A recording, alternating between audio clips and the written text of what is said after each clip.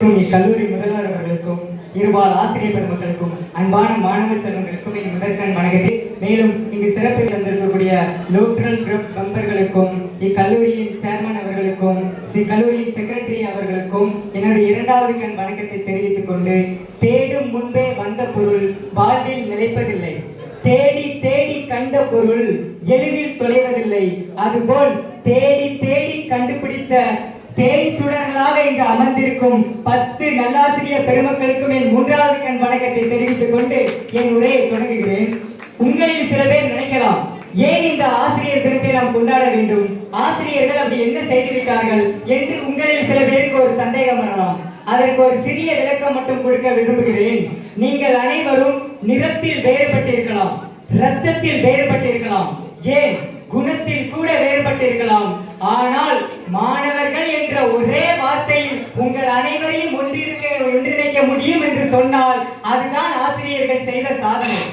உங்களில் சிலருக்கு எத்தனையோ ஆசிரியர்களை பார்த்தால் கோபம் வரும், அதுவும் கண்டிக்கும் ஆசிரியர்களை பார்த்தால் மிகவும் கோபம் வரும். அதற்கு ஒரு சிறிய உதாரணம் மட்டும் சொல்கிறேன். ஒரு ஒட்டகை சிவிங்கி அது குட்டி போடும் போது மிக உயரம் காரணமாக அந்த குட்டி கீழே விழும்போது மயங்கி விடுகிறது. ஆனால் அந்த தாய் அந்த குட்டி கீழே விழுந்தவுடன் அதை சாப்பிடுவதற்கு சுத்தி இருக்கும் அனைத்து மிருகங்களும் துடிக்கும். அந்த தாய் அதை எப்படி தெரியுமா எழுப்பும்? தன்னுடைய பின்னங்கால் மூலமாக எட்டி ஒரு உதை விடும். அது விட்ட அந்த உதையில் அந்த குட்டி எழுந்து ஓடும், மற்ற மிருகங்களிடமிருந்து தன்னை பாதுகாத்துக் கொள்ளும். இதை நான் ஏன் சொல்கிறேன் என்று சொன்னால், அந்த தாய் அந்த குட்டியை அன்போடும் அரவணைப்போடும் பாசத்தோடும் எழுப்ப முற்பட்டது என்று சொன்னால் அந்த தாயும் அந்த குட்டியும் மற்ற மிருகங்களுக்கு இரையாகி இருக்கும். அதுவே ஒரு கண்டிப்போடும் ஒரு வலியை அந்த குட்டிக்கு கொடுத்ததால் மட்டும்தான் அந்த குட்டி உயிர் பிழைக்க முடிகிறது. அதே போல் ஆசிரியர் பெருமக்கள் மாணவர்களுக்கு கண்டிப்பையும் வலியையும் கொடுத்துதான் மாணவர்களை வாழ்க்கையில் முன்னேற்றிருக்கிறார்கள் என்று சொன்னால் அதுதான் ஆசிரியர்களுடைய சிறந்த பண்பு. இன்னைக்கு ஒவ்வொரு ஆசிரியர்களும் பகவத்கீதையில் ஒரு வாக்கியம் உள்ளது, கடமையை செய் பலனை எதிர்பார்க்காதே என்று.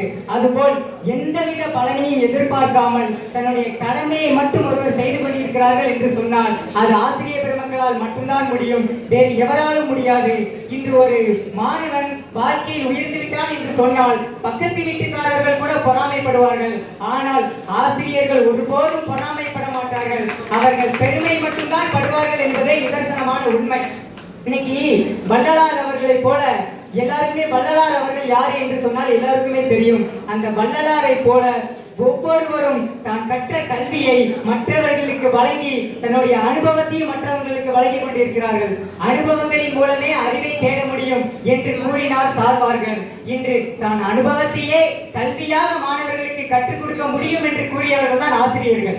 இன்று வாழ்க்கையில் சில விஷயங்களை தியாகம் செய்தால் மட்டும்தான் சில விஷயங்களை அடைய முடியும் என்று கூறுவார்கள். அதுபோல் ஆசிரியர்கள் எப்படி தெரியுமா, தன்னையே தியாகம் செய்து எப்படி ஒரு திரி விளக்கியை தீபமாக்கிறதோ அதுபோல் தன்னையே தியாகம் செய்து மாணவர்களை வாழ்வில் உயர வைக்கிறார்கள் என்று சொன்னால் அதுதான் நிதர்சனமான உண்மை. எனக்கு பேசுவதற்கு வெறும் 2 நிமிடங்கள் மட்டுமே கொடுக்கப்பட்டது. இது இறுதியாக ஒரு சில கருத்துக்களை மட்டும் கூறிவிட்டு விடைபெற வேண்டும் என்று நினைக்கிறேன். இன்று வேர்வை சிந்தி உழைப்பவனுக்கு தான் தெரியும் 5 ரூபாயின் மதிப்பு என்னவென்று. அதுபோல் உணவில்லாத பிச்சைக்காரனிடம் சென்று கேட்டால் தான் தெரியும் ஒருவேளை உணவின் மதிப்பு என்னவென்று. அதே போல் ஒரு கல்வியறிவு இல்லாத பாமர மக்களிடம் சென்று கேட்டால் மட்டும்தான் தெரியும் கல்வியின் அருமை என்னவென்று. அப்பேற்பட்ட கல்வியை வழங்கக்கூடிய ஆசிரியர்கள் என்னை பொறுத்தவரை கடவுளுக்கு சமம் என்றுதான் நான் சொல்லுவேன்.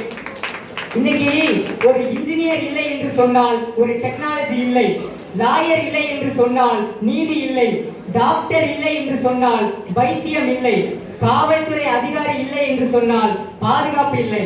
ஆனால் ஒரு ஆசிரியர் இல்லை என்று சொன்னால் நான் மேற்கூறிய அனைவரும் இல்லை என்று தான் சொல்ல வேண்டும்.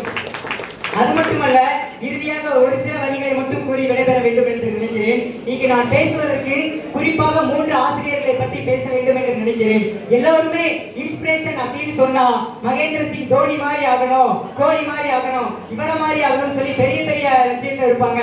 என் வாழ்க்கையில ரெண்டே பேர் இன்ஸ்பிரேஷன். என்னுடைய முதல் முன்னுதாரணம் என்னுடைய அரசு பள்ளியில் என்னுடைய வகுப்பாசிரியர் செல்லப்பாண்டியன் சார்.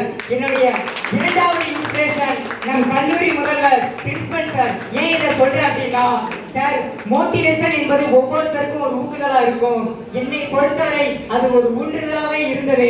சார் என்கிட்ட சொன்னாங்க 12th செல்லப்பாண்டியன் சார் என்கிட்ட வந்து ஒரே ஒரு வார்த்தை தான் சொன்னாங்க. எல்லார்கிட்டயுமே பொதுவா சொன்னாங்க, படிக்கவே முடியாது அப்படின்னு சொல்லி இருந்த மாணவர்கள் கிட்ட நான் சொல்ற ரூல்ஸை நீ ஃபாலோ பண்ணு.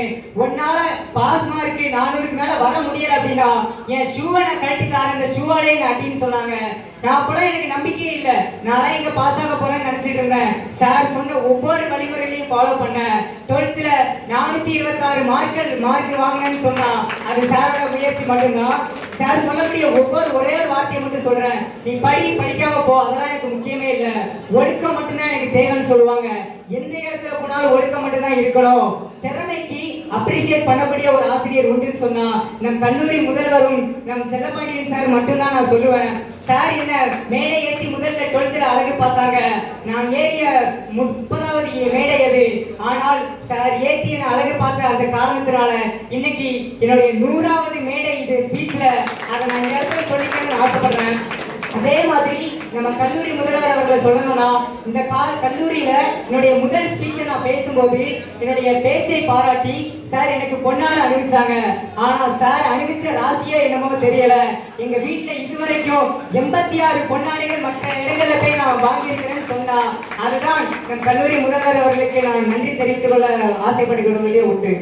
அது மட்டும் இல்ல, கடைசியா ஒண்ணு மட்டும் சொல்லணும்னு நினைக்கிறேன். என்ன அப்படின்னா, நீ ஓடிய ஓட்டமும் ஆடிய ஆட்டமும் ஒரு நாள் ஓயும் போது கூடிய கூட்டம் மட்டும்தான் சொல்லும் நீ யார் என்பதை. அதுபோல் இங்கு இருக்கும் மாணவர்கள் அனைவரும் இருக்க வேண்டும் என கூறிக்கொண்டு மூன்றாவதாக ஒரு ஆசிரியரை பற்றி சிறிதாக சொல்ல வேண்டும் என்று நினைக்கிறேன். லண்டனில் ஒரு கூட்டம், அப்பொழுது ஒரு அறிஞர் உரையாற்றுகிறார். அப்பொழுது ஒரு கேள்வி கேட்கப்படுகிறது. கம்ப்ளீட் என்ற வார்த்தைக்கும் பினிஷ் என்ற வார்த்தைக்கும் என்ன வித்தியாசம் என்று கேட்கிறார்கள். அப்பொழுது அந்த அறிஞர் அவர்கள் சொல்கிறார், நீங்கள் ஒரு சரியான பெண்ணை தேர்வு செய்தால் உங்கள் வாழ்க்கை கம்ப்ளீட். அதுவே நீங்கள் ஒரு தவறான பெண்ணை தேர்வு செய்தால் உங்கள் வாழ்க்கை பினிஷ்ட். அதுவே உங்களை ஒரு சரியான பெண் நீங்கள் ஒரு தவறான பெண்ணுடன் இருப்பதை கண்டுபிடித்து விட்டால் உங்கள் வாழ்க்கை கம்ப்ளீட்லி பினிஷ்ட் என்று சொன்னார். இதை நான் ஏன் சொல்கிறேன் என்று சொன்னால், அதே மாதிரி இங்கு வேலை பார்க்கக்கூடிய தமிழாசிரியரும் நாம் கேட்கக்கூடிய ஒவ்வொரு கேள்விக்கும் பல விதங்களில் பதிலளித்து என்னை வியப்படைய செய்தார் என்று சொன்னால் அதுதான் இக்கல்லூரியில் நான் படித்ததில் பெருமை என கூறி எனக்கு